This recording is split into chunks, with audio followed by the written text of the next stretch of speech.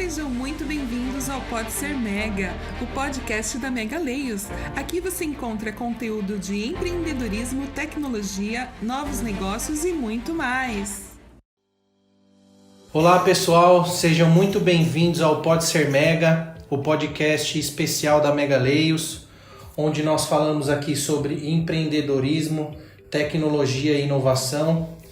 E para começar essa nossa primeira temporada, teremos a honra aí de entrevistar o nosso CEO, o Fabiano Belmonte. Foi muito difícil aí conseguir um espaço na agenda dele, mas ele nos ajudou aqui. Então, Fabiano, seja muito bem-vindo ao nosso podcast. Pô, bacana, cara, muito legal a iniciativa aí nossa. Faz tempo que a gente está querendo tirar a iniciativa do papel e estou muito feliz e muito honrado aí de participar, muito legal. Bacana. Bom, Fabiano, para a gente começar, então, nós vamos falar um pouco sobre a sua história, né? Como você chegou até hoje aqui com a Mega Leios, uma empresa de 8 anos já de mercado, mas acredito que tem um background aí de décadas, né, de desenvolvimento aí de software, de gestão de times. Então, conta um pouco para a gente aí da tua história. Legal. Passa até um filme na cabeça lembrar de tudo isso que a gente viveu. Muito legal. Eu comecei a trabalhar com desenvolvimento no ano de 99. Eu comecei a trabalhar como web designer e aí eu fui aspirando, eu gostava de programação e eu sempre fui um pouco de autodidata e aprendendo as coisas. E aí eu fui estudando e aprendendo a programar. E aí eu comecei a programar, ainda naquele tempo eu programava em VB, programava em Aspão velho e HTML, mandava muito bem de HTML também, CSS. E aí eu fui caminhando, cara, e trabalhando como desenvolvedor, e aí eu passei por grandes empresas na minha jornada. Eu trabalhei no Itaú, trabalhei no Banco Real, trabalhei no Submarino, trabalhei na Saraiva, Credit Suisse, até que eu cheguei na CompuGraph, né, que foi a última empresa que eu trabalhei como funcionário. Lá eu já tinha ascendido em todo esse tempo de carreira, né, eu já estava fazendo gestão de projetos e pessoas. Então na CompuGraph eu fazia gestão do time de desenvolvimento, cuidava de um time grande lá de desenvolvimento web. Lá a gente não tinha nada de desenvolvimento mobile naquele tempo ainda, eu não via nada de mobile. Mas eu sempre fui um cara muito early adapter de tecnologia, então a Apple já tinha lançado 3 iPhones, eu tinha o iPhone desde a primeira geração e eu vinha acompanhando esse ecossistema e olhando para isso e acreditando, cara, isso vai ser aí a próxima bola da vez. E aí, 2 anos antes já de eu ser mandado embora, eu já estava estudando, já estava começando a brincar e fazer algumas coisas. E aí eu fui fazer um curso de desenvolvimento para iOS. Era um curso que eu fazia na Impacta de domingo, cara. Era tenso, domingão das 9 às 6. Eu fazendo o curso lá de programação. Chegava uma hora que dava até um nó na cabeça, porque eu trampava normal naquele tempo, né? Eu trabalhava na CompuGraph ainda e eu comecei a estudar por conta.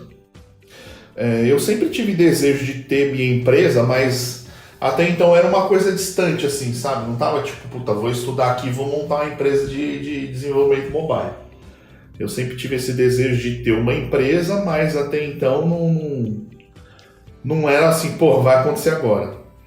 E aí eu fiz o curso, continuei trabalhando lá. Naquele tempo eu tinha um pouco de dificuldade ainda para desenvolver iOS, porque a Apple sempre foi muito fechada e para você desenvolver para iOS você precisa ter um iMac, né? Um MacBook Pro. Eu não tinha naquela época um MacBook Pro. E aí eu no final um pouco antes de eu sair, eu tinha comprado um tal e estava estudando isso. E aí no começo de 2012, cara, fevereiro, eu acho, no final de fevereiro, teve um corte lá na CompuGraph, eles estavam repensando a área de desenvolvimento lá e eu acabei saindo da empresa, né? Quando eu saí foi um choque para mim, eu não estava pronto, não esperava que isso ia acontecer. E aí, tipo, no caminho de casa, eu voltando para casa meio atordoado ainda, eu, tive a ideia, tipo, a hora de montar a empresa. E aí eu fui pra casa, conversei com a Má, falei, vou montar a empresa. Aí ela, demorou, vamos aí, vambora, você acha que eu tô com você, doidona, ela sempre botando força, sempre acreditando. E aí legal, né, cara, falei, pô, vamos lá, eu tinha grana, que eu peguei uma grana quando eu saí da empresa, algumas reservas que eu tinha, a Beca tinha acabado de nascer, a Beca nasceu em novembro de 2011, aí eu falei, pô, dá para segurar um tempo aqui, vamos aí, vou montar a empresa. E com a empresa, era um escritório na sala de casa, eu fiz o site da empresa, e aí veio um episódio interessante, cara, sobre o início de tudo. Eu fui lá, né, cara, e quando você vai montar uma empresa, cara, todos os nomes legais que você fez, alguém já pensou na sua frente. E aí eu, pensei um nome lá pra empresa, que não era Mega Lens. O primeiro nome da empresa foi Imobmax. Imobmax, cara. Daí eu, montei a empresa, criei um logo, eu sempre fui metido a design, mexia com Photoshop, eu fiz o site, fiz o logo, fiz cartão, me imprimi os cartão. Tava todo pimpão com a empresa e tal, e aí fui almoçar com um brother meu, aí amigão meu, Anisião. Ele tem uma empresa de marcas e patentes. E aí, vou lá almoçar com ele, chego lá na empresa dele, lá, conversando, almoçando, e aí, e aí me conta como que tá o lance da empresa e tal. Nizão, montei a empresa, tô trabalhando sozinho, muito legal, e como que é o nome da empresa? Aí eu, Imobmax, ele, peraí, já consultou na hora lá no computador dele, lá no programa de marcas e patentes. Putz, cara, já estão usando a marca, já tem registro da marca. Putz. Aí eu, não, sério, bicho. Ele, por que você não fala comigo, cara? Você vai montar uma marca e não fala comigo? E, o Nizão, muito gente fina, a família toda dele trabalha com ele lá na Difusão Marcas e Patentes, são parceiros nossos até hoje. Eles que cuidam de tudo que é propriedade nossa aí de marca e de vários clientes nossos. E aí, volto pra casa moado pensando, cara, vou ter que recomeçar aqui, fazer um novo nome aí. Aí começa a pensar, nome disso, nome daquilo outro, e vai e tal. E aí a Má teve a ideia de começar a olhar no dicionário de grego, da Bíblia ainda, tem aqueles dicionários lá, e daí ela achou, cara, Megaleios, excelência em grego. Pô, sensacional, Megaleios, primeira coisa, né? Anisião, consulta aí pra mim, Megaleios. Aí ele consultou, tá tudo certo, tá livre, não tem ninguém, já vou dar entrada no registro pra você. Aí eles dão entrada porque você tem que fazer logo, você registra o logo junto. Aí dessa vez eu não desenhei, eu pedi pra... eu conheci um designer e tal, o Raulzito. Pedi para ele desenhar a primeira versão do logo já, daí ele desenhou o logo, que foi a nossa primeira versão, né? Que não é essa que a gente tem hoje, foi a grande Luísa que desenhou, né? Uhum. Mas aí ele fez o logo, registramos e aí mudei todo o site. Também decidi mudar as cores da empresa, a empresa era tudo azul, daí eu mudei tudo pro laranja. Já fiz uma pequena revolução. E aí mudei o site da empresa, fiz um outro site e começamos a trabalhar. E aí eu trabalhava a empresa no Google, né? Naquele tempo o algoritmo do Google era muito mais simples do que é hoje, cara. Não que era mais fácil, entendeu? Mas as técnicas que você empreendia de SEO você tinha muito mais sucesso, né? Hoje o algoritmo ele já é muito mais cruel, ele penaliza várias coisas, ele é mais complexo. Então você ranquear orgânico hoje é uma questão de tempo e mais uma série de coisas. Mas naquele tempo, tá certo que não estamos falando de um horizonte tão grande de tempo, mas há 8 anos atrás era uma pegada mais simples. E aí a gente... os clientes vinham, né, através do Google, de busca orgânica. Eu pagava até um pouco de AdWords, mas era muito pouco. Se eu não me engano, eu investia lá, acho que era R$200 por mês de AdWords. Era um pífio, né, velho? Você pensar hoje, você põe R$200 lá, 2 cliques e acabou. E aí eu investia nisso, cara, e aí os clientes vinham. Só que era muito difícil de fechar negócio, porque eu não tinha portfólio, era uma empresa, né, uma empresa de um homem só. Eu não tinha escritório, eu recebia os clientes na Starbucks para fazer reunião, porque não tinha condição de eu receber os caras em casa. E aí reunião tudo na Starbucks. Naquele tempo, cara, diferente de hoje, as pessoas têm mais facilidade de fechar um negócio com freela, sendo uma empresa só. O pessoal ficava meio pé atrás, achava que ia tomar calote. Então era muito mais difícil, cara. Então eu fazia as reuniões, até apresentava algumas propostas e tal, mas 6 meses sem amargar um negócio, velho. Um negócio. E aí bateu o desespero, né, bicho? Pô, 6 meses, será que eu sou louco? Tem minha família, meu dinheiro já tava acabando. E eu comecei a entrar em parafuso e pensar, putz, cara, vou ter que voltar pro mercado. Mas acreditando ali. Aí eu fui numa reunião que teve até na igreja, de homens de negócios e tal. Então aí fui nesse evento na igreja de homens. Acabando o evento, cara, eu encontrei o Saqueto, que era até um dos organizadores, e fui conversar com ele. É um brother nosso lá da igreja. Pô, Fabiano, e aí, tá fazendo o quê e tal? E eu, pô, Saqueto, comecei um negócio já há um tempo e tudo mais, desenvolvimento de aplicativo. Ele, o quê? Pô, desenvolvimento de apps e tal. Tu tá brincando, tô procurando alguém pra fazer o app da empresa, cara. Não, tá aqui meu cartão, já vamos marcar, amanhã você me liga, eu vou marcar aí pra você ir lá na empresa e tal. E aí, pô, liguei pra ele na semana, conversamos, eu fui lá na empresa. Me apresentou pra galera lá, discutimos o projeto e tal, e fechamos o projeto, nosso primeiro projeto, cara. E aí foi muito legal, porque foi a entrada nossa no mercado de verdade, né, cara? E aí eu falei, pô, demorou, vai dar jogo, né? Eu já tenho um projeto, logo eu pego outro e tal, e aí foi caminhando. Mas mesmo assim, cara, eu ainda demorei mais algum bom tempo para pegar um outro projeto. Então eu terminei esse, continuava fazendo reuniões. Então eu sempre, nesse período aí, eu fazia tudo, né, cara? Então eu trabalhava, eu fazia as reuniões, quando tinha reunião, atendia cliente, montava proposta, ia fazer reuniões fora e programava. Tinha que programar, desenvolver para entregar o projeto para os caras. E aí eu fazia isso, trabalhava de dia, de noite era onde eu programava mais. Foi um dos tempos que eu dormi menos na minha vida, mas eu sempre nunca tive muito problema com isso. E aí que eu fazia, cara, eu trabalhava tipo até umas 7 da noite, daí eu dava uma pausa, dava uma ducha, jantava, ficava com as meninas, com a Beca e com a Má. A Beca era bem nenezinha ainda, curtia um pouco ela, tal, umas 10 e meia elas iam deitar. E aí, bicho, elas deitavam e eu voltava a programar. Porque no embalo da noite era top, porque ninguém me interrompia, não tinha nada, véio, nenhuma distração. E eu rendia bem a noite programando. E aí eu programava até umas 2, 3 da manhã, depois dava uma descansada e pegava no outro dia de novo. E assim foi, cara. Foi o primeiro ano de empresa nessa levada. Aí no final do ano, ali no quase dezembrão, a gente pegou um segundo projeto.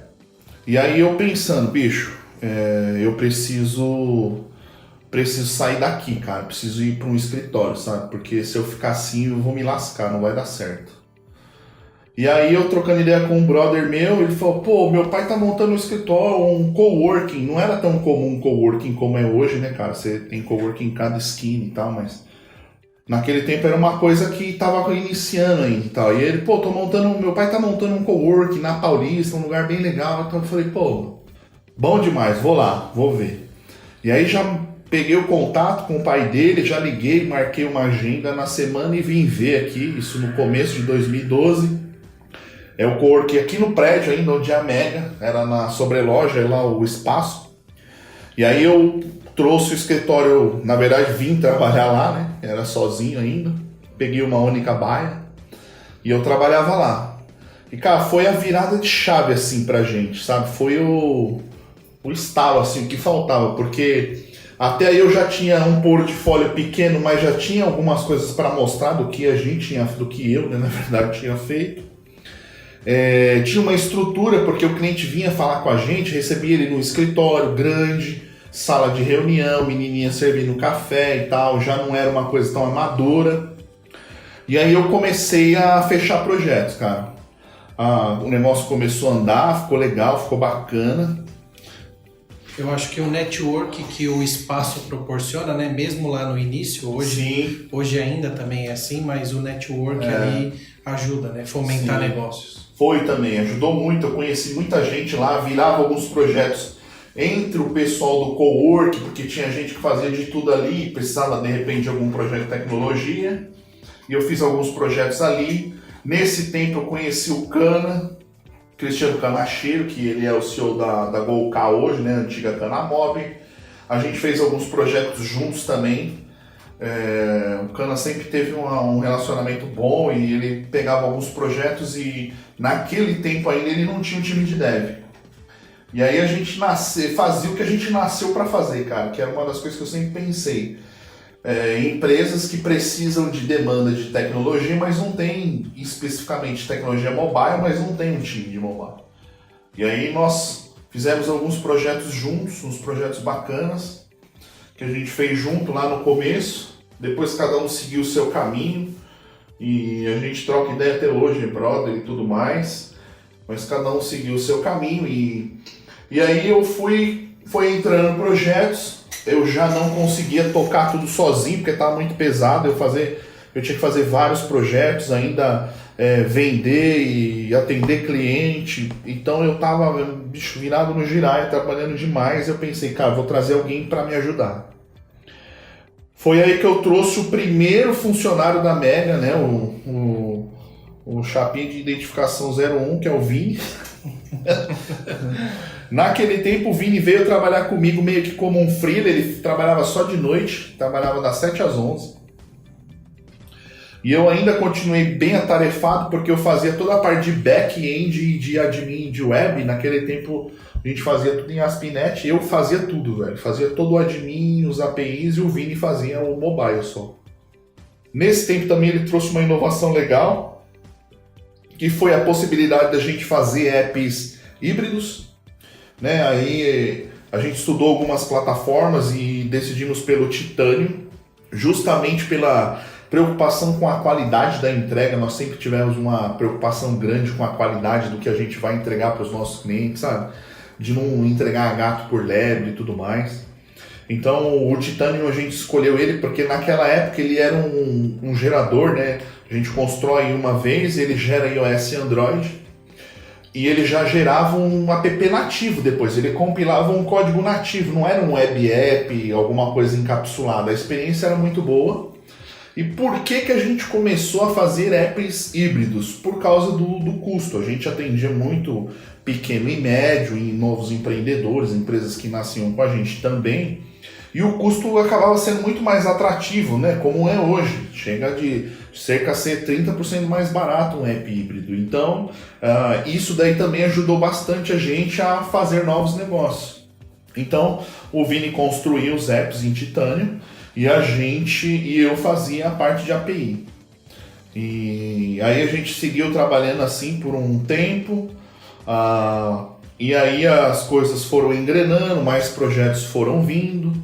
E aí eu trouxe mais 2 pessoas para trabalhar comigo, para fazer back-end e ajudar a gente a entregar as coisas pro Vini. E aí caminhamos assim, cara. O ano de 2012 foi um ano muito bom, um ano de sim, virou assim a chave, né? Já me vi assim, pô, viramos uma empresa, né? Que até então eu ficava em casa, assim, né? Uhum. E era muito engraçado esse tempo, cara, até com os familiares, até hoje, a situação que a gente vive. Se fala-se muito em home office e tal, né? Mas no meu tempo é tipo assim, minha mãe ia lá e falava, você não vai trabalhar não? Você fica em casa aí direto e tal, entendeu? Era difícil, cara, pra família, assim, o pessoal olhar e pensar, mano, esse cara virou vagabundo, né, velho? Vai ficar em casa aí o dia inteiro e tal, tinha uma preocupação grande. O ano de 2013, que eu falei agora, né, que foi o ano da virada e não 2012, mas o primeiro ano, 2012, assim, cara, foi um ano difícil.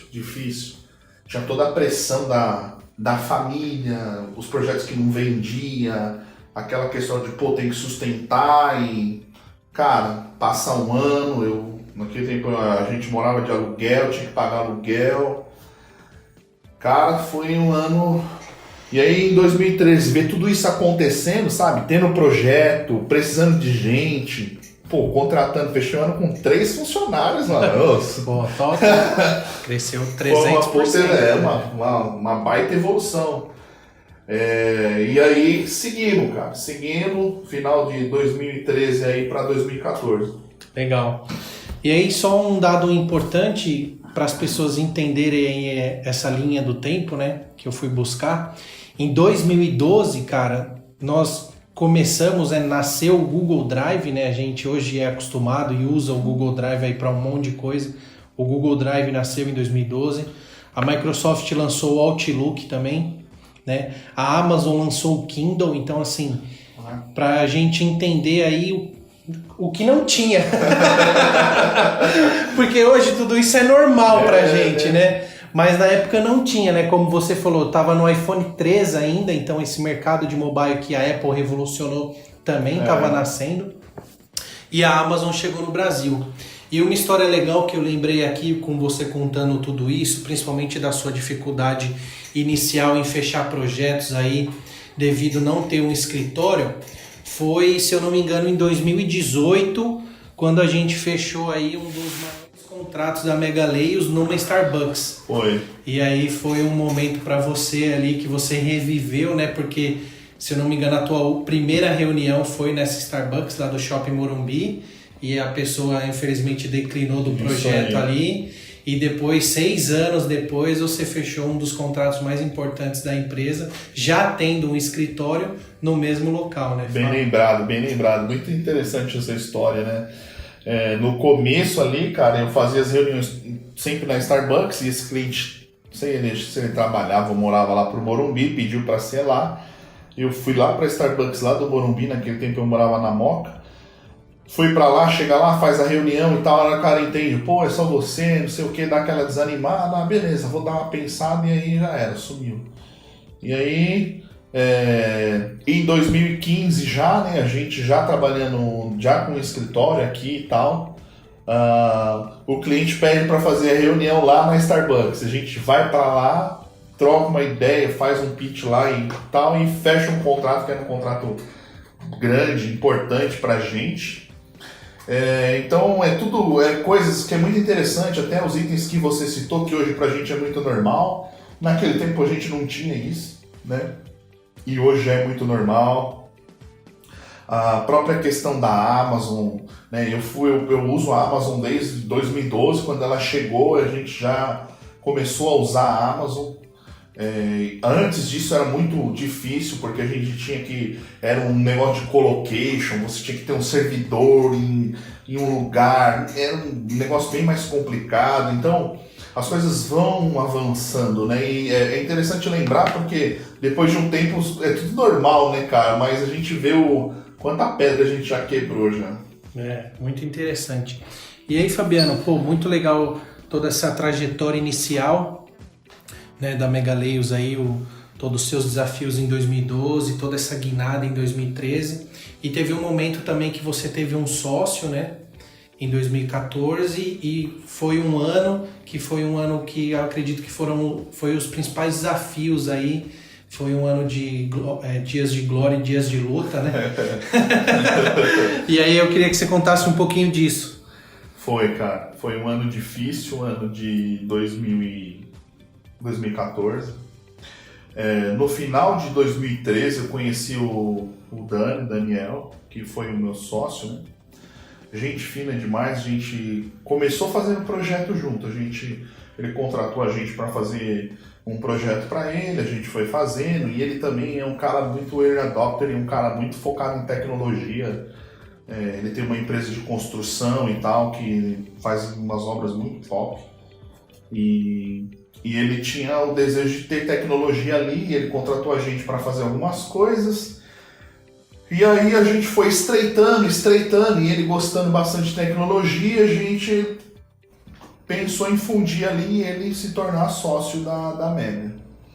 E aí começamos 2014, ele veio para a sociedade, era um ano que a gente tinha uma expectativa boa de alavancar bons negócios, porque era um ano de Copa do Mundo no Brasil, cara, o que vai ter de app promocional e coisa, vai ser um ano bacana pra gente. E, cara, foi tudo ao contrário, um ano que miado, a gente teve muita dificuldade de fechar, de fazer as coisas.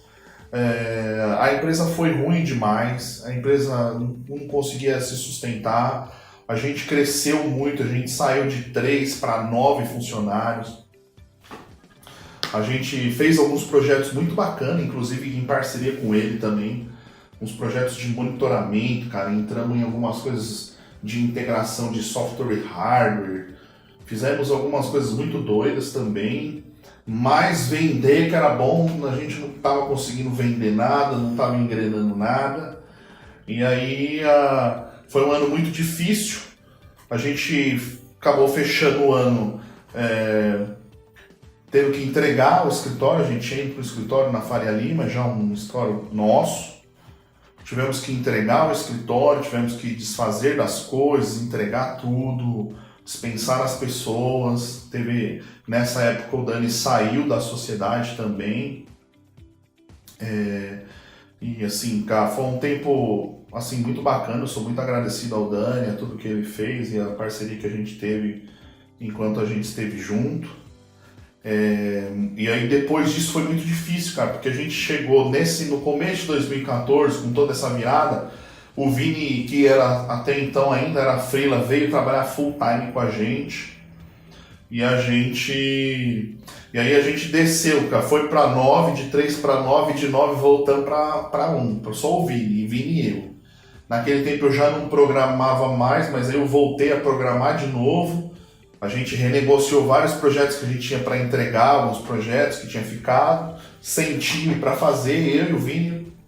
E aí o Vini foi top de novo, cara, sempre parceiro, permaneceu comigo.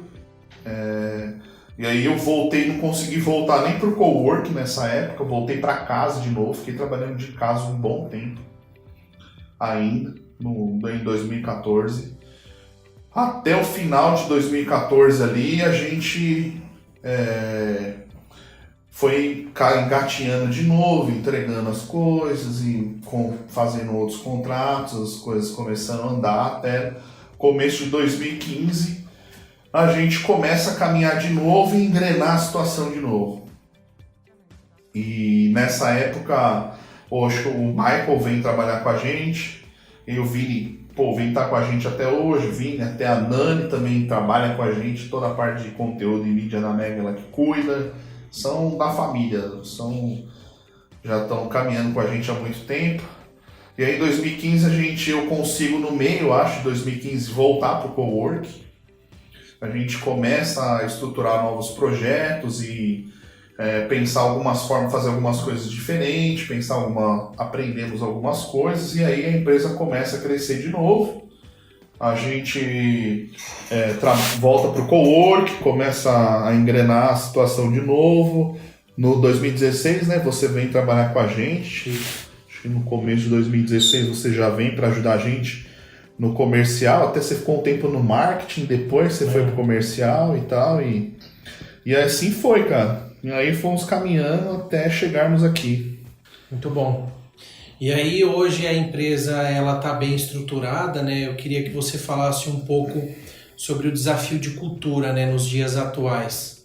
Porque, como você falou, né, a empresa ela nasceu com você, né, dando todo o seu suor, toda essa dedicação dia e noite aí para fazer as coisas acontecerem. E a gente sente aqui no dia a dia, né, e vê que várias empresas passam por isso, dessa questão da cultura, né, que é vivida dia a dia. De que a gente não faz só um projeto, um software, que a gente está desenvolvendo um novo negócio e como que agora com uma empresa maior você consegue disseminar internamente toda essa cultura e qual que é esse desafio. Legal, cara. Boa pergunta. Eu acho que esse é um sei lá, se não é um 12, é o nosso maior desafio. Pergunta do milhão. É o nosso maior desafio, é manter isso, né? É manter a empresa viva, manter a cultura, disseminar esse nosso propósito de ser o braço de tecnologia do cliente, de manter a excelência. A gente passou por maus bocados aí durante alguns tempos. Nós tivemos sim muitos problemas, algumas crises. 2017 também não foi um ano bom. A gente teve problemas estruturais. Eu acho que a gente passou por bastante dificuldade, cara. E esse ano eu acho que tem sido um ano assim divisor de águas, sabe? Um ano onde nosso foco, nós temos tido um foco muito grande em... Eu acho que assim, cara, durante os 7 ali primeiros anos, a gente achava que tinha uma cultura e não tinha nada. Entendeu? A gente achava que tinha processos e não tinha nada. E a gente sempre, não, vamos fazer, vamos lá, vamos... Mas o dia a dia acabava comendo a gente com farinha e a gente não fazia...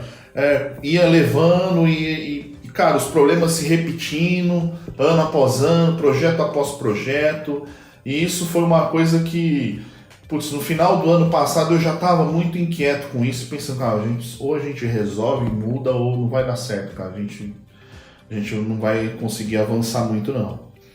E aí a gente tivemos uma jornada ali, né, com o pessoal da ESA, Camila e a Juliana ali, muito bacana, que eles trabalham com processo, e aí elas vieram, começaram a trabalhar com a gente começou a se empenhar a fundo nisso, cara, vamos descrever, vamos divulgar, vamos definir, vamos alinhar os processos, vamos alinhar os valores.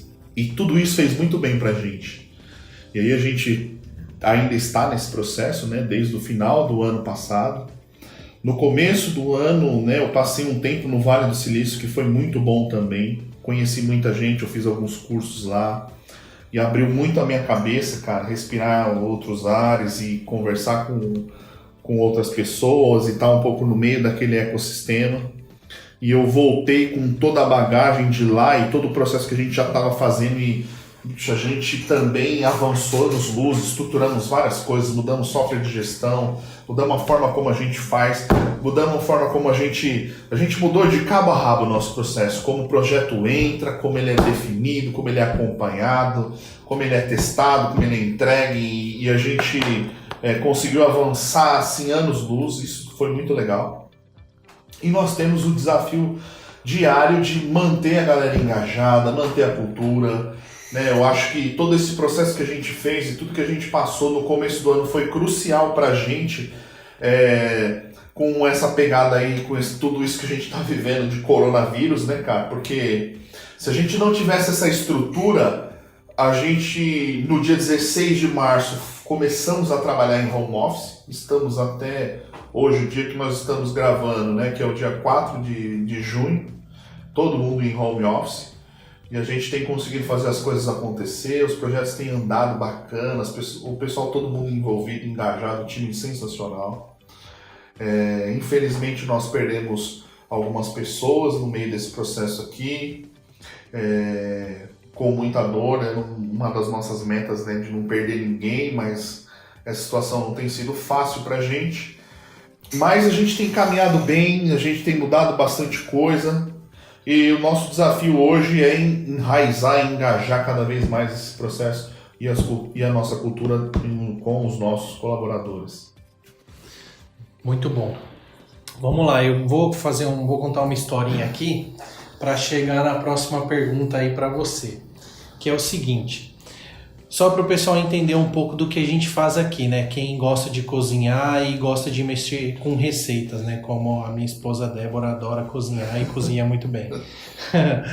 Para quem gosta de receita, você vai na internet, né? Você vai lá no Tudo Gostoso da Vida ou no livrinho da sua avó aí e você acha a receita onde ela te dá ali o passo a passo de tudo que você deve fazer, todos os ingredientes, como manuseá-los e até o tempo de forno do que você vai fazer, se é que ele vai ao forno ou ao fogo. Aqui na Megaleios, aqui numa empresa de software, a pessoa chega pra gente com uma demanda para criar um bolo, né? Ela não tem os ingredientes, ela tem uma visão do que ela quer, mas quem vai dar os ingredientes somos nós. E isso é um baita desafio, né? Você pegar ali o sonho de uma pessoa, que é uma empresa, um negócio digital que vai nascer, e transformar isso realmente num negócio que entregue uma melhor experiência ali para o cliente, para o usuário final dela. E aí, com base nisso, Fabiano, eu queria te perguntar, cara, por que uma pessoa hoje que quer criar um bolo, ela deve buscar a Megaleios, e o que ela vai encontrar de diferente aqui que ela não encontra no mercado? Legal. Esse é mais um dos nossos desafios. Nós ajudamos, né? E é muito legal isso, porque os clientes chegam aqui ainda com essa ideia, né? Cara, quero fazer um bolo de chocolate. Quanto que é? Quanto tempo demora? Entendeu? E aí a gente vai pensar, putz, mas você quer um bolo que ele seja com recheio ou sem recheio? Qual é a cobertura? Né? E aí tudo isso é uma analogia a um projeto, né? As pessoas chegam aqui e é interessante que algumas delas chegam aqui, eu quero construir o Uber, eu quero construir o iFood. Mas espera aí, calma lá, amigo. O Uber tem 200 mil funcionalidades, né? E é complexo, como que você quer fazer, quais são os diferenciais, você acha mesmo que o mercado tem mercado pelo novo Uber e às vezes fazendo um papel de advogado do diabo e trazendo o cliente aqui para a realidade, ajudando ele com a tecnologia, ajudando a explicar para ele as melhores formas, o que ele pode fazer. E é interessante que muitas vezes nós perguntamos para a pessoa, legal, projeto bacana, e aí, você vai monetizar como? O que é monetizar? Como você vai ganhar dinheiro com esse projeto? Já pensou? Ainda não pensei. Pô, então, se você fizer isso, se você fizer aquilo, acontece uma consultoria, né, no começo ali, para a gente ajudar o cliente e até para nós, né, para ficar claro o que ele quer fazer, como ele quer fazer e a melhor forma de nós ajudarmos. E isso é um dos diferenciais da Megaleios, né, porque tem muitas empresas que a pessoa manda uma descrição por e-mail e ele manda uma proposta. A gente já fez muito isso no passado. Sim. Né? Já tomamos muito na cabeça já com isso, né? E hoje não. Hoje, cara, a gente não manda assim. Se o cara manda pra gente, eu quero um app assim, assim, assado. Pera aí. Reunião. Um call pelo menos. E aí nesse call, a gente entende o que ele quer, a profundidade disso, aonde que vai e tudo mais. Porque tudo isso é muito subjetivo, né? Eu quero um Uber, eu quero um iFood, eu quero um app de delivery. E muitas vezes, né, para as pessoas, tudo isso é muito simples de fazer, mas leva tempo, tem todo o entendimento, tem todas as regras de negócio, tudo aquilo que a gente precisa fazer. A gente tem muitos clientes também que chegam aqui, que é o app da noite pro dia, e aí a gente explica tudo, e aí ele contrata a gente. E aí na hora que a gente começa a desenvolver o app, ele esquece do app, ele demora para fazer as validações. E aí o projeto demora porque ele não responde. Então tem todos esses desafios que fazem parte, né, do nosso processo, mas que no final é muito legal, cara. O que eu amo aqui desse negócio, o que eu amo é que a gente tangibiliza ideias, a gente dá vida para empresas. Quantas empresas estão no mercado hoje que nasceram aqui? Empresas que são app, empresas que são um software, né? E o core business dele é esse e nós que desenvolvemos. E nós buscamos muito isso, né? Não só desenvolver toma aqui essa caixa, se vira. Não, entender aquilo, fazer parte do projeto, estar junto com o cliente, explicar as coisas para ele, para que não seja que não saia de um jeito errado. Tem uma série de preocupações que nós buscamos amenizar isso daí para o cliente, para que ele não precise saber tudo isso, e a gente faz essa parte para ele. Sim, é muito importante falar isso, porque pegando um gancho do que a gente falou há pouco aqui da cultura, essa parte ela se encaixa na questão dessa educação que primeiro a gente tem que educar o cliente, vamos dizer assim, né, do que realmente ele vai receber, de qual que é a melhor solução ali do projeto, e depois, quando o projeto está aqui dentro, a gente tem que educar os nossos desenvolvedores quanto a isso também, né? Do que ele está fazendo, qual que é o propósito daquilo, qual que é o objetivo, o resultado que o cliente espera com aquilo. Então, dado a complexidade, né, de um projeto, é muito importante isso que você falou, que a gente já quebrou a cabeça lá atrás, que é as coisas ficarem subentendidas, né? E aí vem aquela frase que a gente já falou algumas vezes nas nossas conversas, que para quem não sabe para onde vai, né, qualquer caminho serve.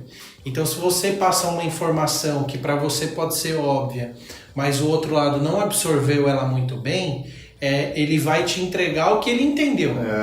E aí você vai falar, ué, mas é óbvio, mas, cara, o óbvio precisa ser dito.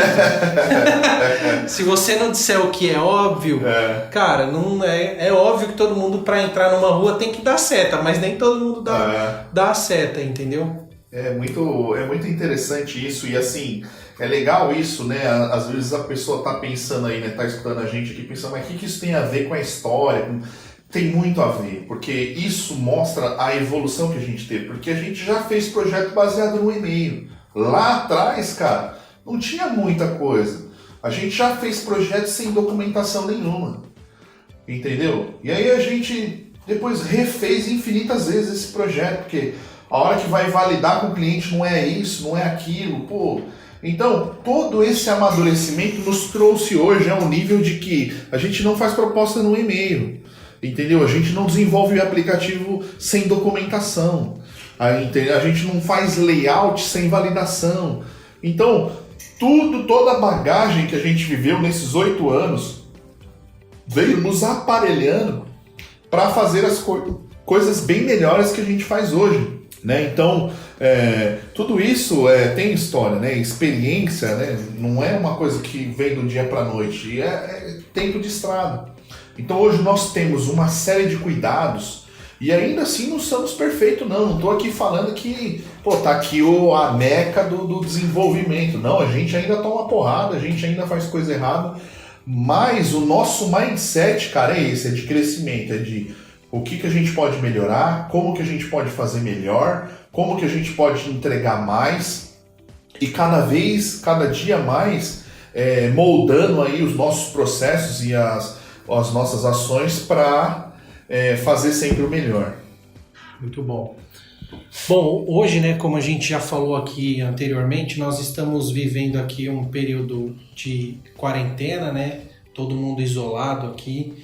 Então, esse ano de 2020 vai ser um ano aí para entrar nos livros, entrar na história, né?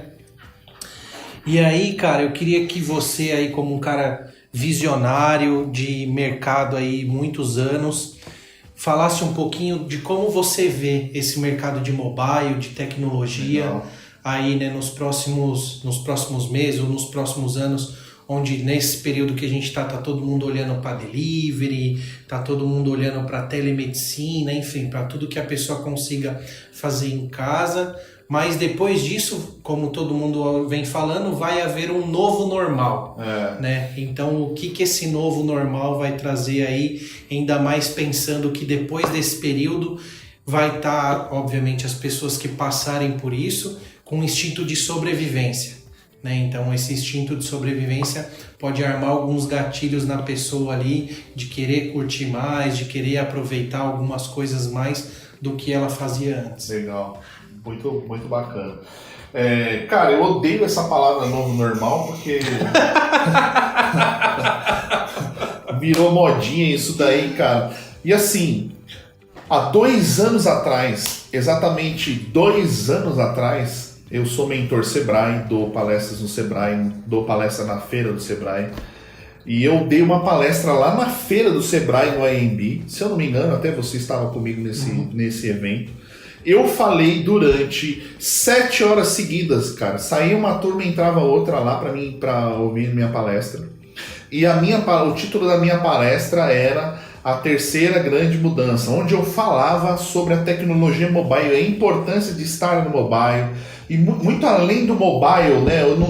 não obrigatoriamente você precisava ter um app, você poderia ter um site responsivo que se adeque ao mobile, mas que, como aconteceu com empresas de mídia offline, quando houve a grande mudança, a saída das listas amarelas, né, para a web, para a busca no Yahoo e depois Google, quantas empresas morreram?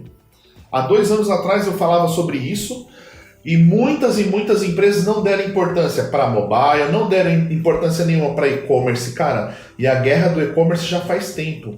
Eu trabalhei no Submarino, eu e mais tenho amigos do Sub que eu trabalhei no Sub em 2005, cara. Eu trabalhei no Sub e nós fizemos a segunda versão do site. Segunda versão do site Submarino. Em 2000 foi o lançamento do Sub. Depois de 5 anos nós escrevemos o site inteiro já na primeira versão do .NET. E naquele tempo o e-commerce já estava crescendo. 2 anos depois a B2W compra, que vira Submarinos e Americana junto, e é a potência que é hoje. E nós vemos hoje, no ano de 2020, né? Vamos falar de março a julho que nós estamos aqui, quantas empresas quebraram por não ter e-commerce? Quantas empresas tiveram que adaptar assim sua operação para o e-commerce da noite para o dia? Quantos restaurantes, cara, não faziam parte do iFood? Não tinha um app de delivery, não fazia delivery de jeito nenhum. Não vendia nem pelo WhatsApp. Então, eu acredito que isso aqui não é um novo normal, é um chute na bunda de tipo, acorda, velho, você precisa caminhar com a tecnologia. Por quê? O que acontecia? Cara, os restaurantes, né, principalmente, por exemplo, os restaurantes nos grandes centros, como nós estamos aqui, a grande massa se deslocava para cá para trabalhar, e aí tinha toda essa gente para comer. Cara, eu vou precisar de delivery para quê? Para isso. Para você ter um canal e ter uma operação estruturada para uma época como essa. E aí, isso eu acho que vai acontecer uma grande mudança. De toda essa massa que se locomovia, eu não acredito no número grande, mas eu acredito que pelo menos 30% dessa massa não se locomove mais. Né? Nós já temos visto grandes empresas anunciando home office forever, né? Eu li um artigo esses dias falando do Facebook que pensa nisso também no mundo inteiro, em fazer home office. Então, eu acredito que muitas pessoas não voltam para os seus escritórios, mas muita gente volta. Então, nós precisamos, a minha dica é, esteja antenado. Ainda que você tenha um negócio que te dá muita grana, pense em avanços tecnológicos. Pense em novos canais de venda. Não fique bitolado ali na sua portinha, cara. Porque se você tiver um problema com a porta, né, quantos restaurantes fecharam? Quantas lojas? E assim, se você olhar, muitas lojas de grife, lojas grandes, não tinha operação online. Nada de operação online.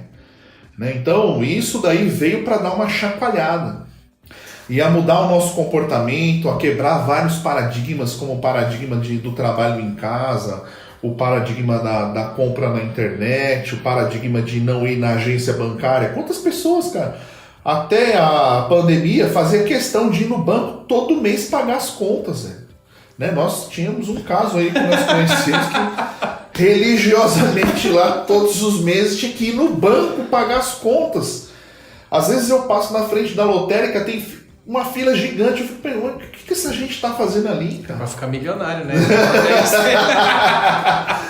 Então nós precisamos quebrar esses paradigmas sem sermos obrigados a fazer isso. Então a minha dica para essas pessoas é isso, né? Que você dê abertura, que você dê vazão para que a tecnologia chegue, que você se engaje em novos canais, que você busque ter novos canais de venda e de aquisição de cliente, que você conheça ali o comportamento do seu cliente, como você pode oferecer coisas melhores para ele.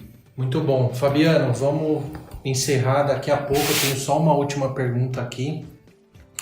Na verdade não é uma pergunta, né? Eu queria que você deixasse uma dica, você já deu algumas dicas agora aí do mercado, enfim, mas eu queria que você deixasse uma dica para quem vai começar hoje um negócio. Né? Vai começar uma startup ou vai começar um negócio mesmo que seja analógico, aí offline, do que ele deve buscar, enfim, quais são as dicas de você que já tem anos quebrando pedra, né? para essa pessoa aí, tanto de erros como de acertos. Bacana. Cara, minhas dicas são resiliência. Cara. Você precisa ser resiliente, você precisa ter estômago. Precisa se acostumar a tomar algumas porradas, né? Como o grande guru Rock Balboa diz lá, né? A questão da vida não é quanto soco você dá, e sim quantos socos você aguenta tomar na vida e permanecer em pé e permanecer lutando. Porque empreender, cara, é sangue, suor e lágrima, né? É dias de desespero, de não saber o que fazer. E também assim, cara, não quero aqui terrorizar, não. É bom demais, é muito legal, eu não trocaria, não. Acho que a gente aprende a lidar com tudo isso e você só precisa ser resiliente. Encontrar no meio das derrotas um caminho, encontrar no meio da turbulência, né, uma direção, seguir sempre ali o seu caminho, acreditar naquilo que você está fazendo, ter coragem. Eu tenho um versículo que eu gosto muito da Bíblia, que está lá em Naum, que diz que Deus tem seu caminho na tormenta e na tempestade. Eu gosto disso porque diz que não vai ser tão fácil. Vai ter tormenta, vai ter tempestade, mas também vai ter bonança, velho. Tem outro versículo que diz que o choro pode durar uma noite, mas a alegria vem pela manhã. Então, às vezes a gente passa tempos sombrios, tempos de dúvidas, de dificuldades, de incertezas, como esses tempos que nós estamos vivendo, mas nós precisamos estar sempre acreditando, sempre, né? Eu fiz um curso em fevereiro em Stanford com a Sally, uma professora doidona, muito legal a aula dela. Ela dá aula sobre criatividade e processos, e é muito legal que ela fala de que você precisa ser positivo, que a positividade atrai coisas boas, e que você precisa ser uma pessoa positiva, que se você é uma pessoa positiva, as coisas dão certo. E eu fiquei pensando nisso, e pô, é verdade, né, cara? Às vezes a gente deixa se tomar por pensamentos negativos, você vai afundando.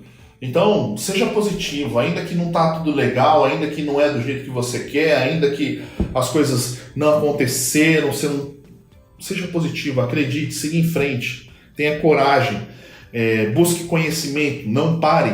Às vezes as pessoas começam a empreender, cara, e eu passei por um tempo isso, você vira ali uma bolha, assim, cara, você fica isolado, você não estuda, você não lê porque você está ocupado, porque você tem que fazer, você tem que trabalhar. Cuide do seu mindset, cuide do seu intelecto, leia, participe de eventos, participe de cursos, escute pessoas, sabe? A leitura, ela abre sua mente, a leitura, ela mexe com você, te dá visões e insights que podem te poupar anos de dificuldade. Então, abra sua mente, leia, né? Separa um tempo, você não precisa ser radical e ver o tempo que lê um livrinho um dia. Leia 10 páginas por dia, mas leia, se force a ler, adquira hábitos saudáveis, né? De conhecimento, converse com pessoas, converse com amigos, pessoas que têm a mesma visão que você, que têm o mesmo direcionamento, né?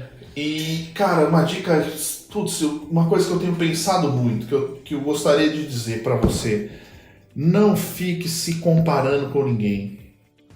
Hoje em dia é muito normal, né, o chamado empreendedor de palco, né, cara? Nós vemos pessoas dando fórmula de sucesso, te ensinando a fazer isso, te ensinando a fazer aquilo, e cara, ele vende aquilo de uma fórmula que você olha aquilo ali e fala, velho, nossa, eu sou um bosta, velho. Como que esse cara conseguiu fazer tudo isso daí? E aí eu te pergunto, esse cara tem CNPJ, né? Paga salário? Entendeu? Tem ali funcionário que o cara precisa pagar no final do mês? Porque, cara, ficar falando pra você como fazer as coisas do melhor jeito possível é fácil, velho. Difícil é pôr sua camisa ali e vestir. Então, não entre no sapato de ninguém. Eu não tô falando pra você ignorar as pessoas. Muitas vezes você pode aprender alguma coisa, mas não se coloque no sapato, não se compare com ninguém. Não deixe, sabe, que a vida perfeita das pessoas no Instagram te jogue para baixo. Porque muitas vezes você olha ali concorrentes, ou você olha pessoas que estão empreendendo, cara, e ali parece que o cara tá nadando de braçada, e você fica, velho, meu, não é possível. Para, olha para sua vida. O que dessa situação que eu tô, o que eu posso fazer para melhorar? Como eu otimizo meu processo? O que eu não tô vendo? O que tá faltando? Converse com pessoas. né? Busque mentorias para que você consiga encontrar um caminho, né, que é o seu caminho, que o que você precisa fazer no seu dia a dia para que as coisas dê certo para você. Essa é a dica que eu dou aí para você e desejo muito sucesso.